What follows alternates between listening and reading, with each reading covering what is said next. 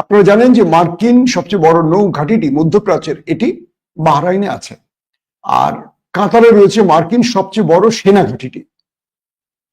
তো এই পরিস্থিতির মধ্যে এই দুটো জায়গায় ইরান প্রথম অ্যাটাক করেছে। এখন এই অ্যাটাক নিয়ে আমাদের দুটো প্রশ্ন থাকতে পারে। প্রথম প্রশ্ন, ইরান জানিয়ে বুঝিয়ে এই অ্যাটাক করে কি লাভ পেল? অর্থাৎ যে বেসটিতে আক্রমণ করলো, এই বেসটিতে যদি মার্কিনিরা নাই থাকলো, তাহলে ইরান খরচ করে এই মিসাইল কেন কাতারে পাঠালো? প্রথম। আর কাতার যেহেতু আমেরিকানদের সব শেল্টার জন্য পাঠিয়ে দিল, তাহলে আমরা অগ্রিম বুঝতে পারছি যে এটা কাতারকে অবশ্যই অফিসিয়াল জানানো হয়েছে।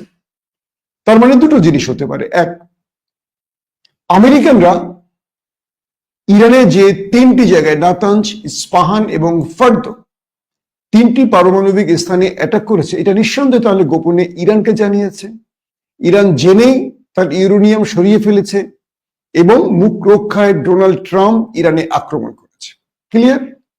আমি কিন্তু আমার এটা বোঝার জন্য বলছি, দুটোই হতে পারে, আমি একটি বলছি।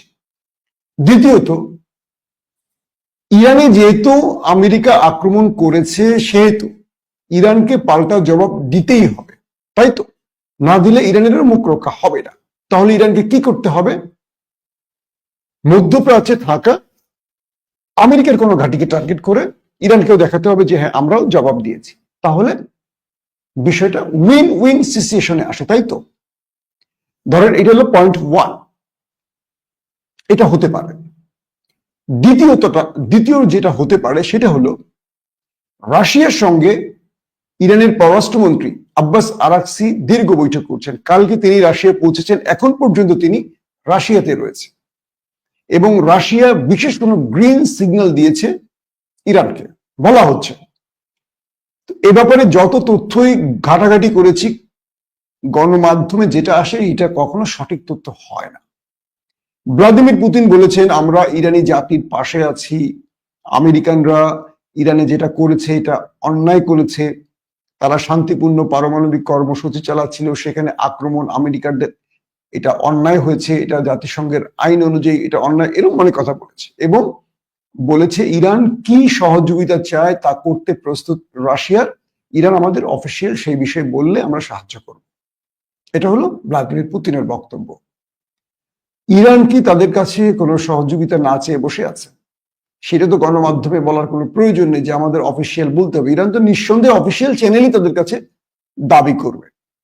তো এখন দুটো প্রশ্নের দ্বিতীয়টা হলো যে, রাশিয়া কি ইরানকে শেষ পর্যন্ত বলে দিয়েছে যে হ্যাঁ, আমি তোমাকে সহযোগিতা করতে প্রস্তুত আছি, বাট তোমাকে মধ্যপ্রাচ্যে থাকা আমেরিকান ঘাঁটিতে অ্যাটাক করতে হবে?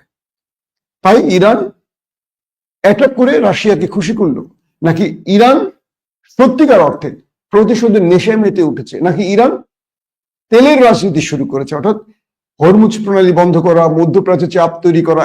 ইরান যেই পলিটিক্যালি যে গেমে নেমেছে, সেখানে ইরানও চাইবে মার্কিনীদের এখান থেকে একটি ভালো টেনশন দিয়ে তাড়াতে না পারলেও মার্কিনীদেরকে চাপে রেখে নেক্সট টাইম মার্কিনীরা যেন ইসরায়েলের পক্ষ নেওয়ার আগে 14 বার চিন্তা করে যে এটা ইরান, এটা ভীমরুলের জাতি, তুমি মন চাইলে আমার দেশে আক্রমণ করবে আর আমি তোমাকে আক্রমণ করব করে ঘুমিয়ে পড়বো, এটা হবে না। এটা হলো 3 নম্বর পয়েন্ট। অর্থাৎ ইরান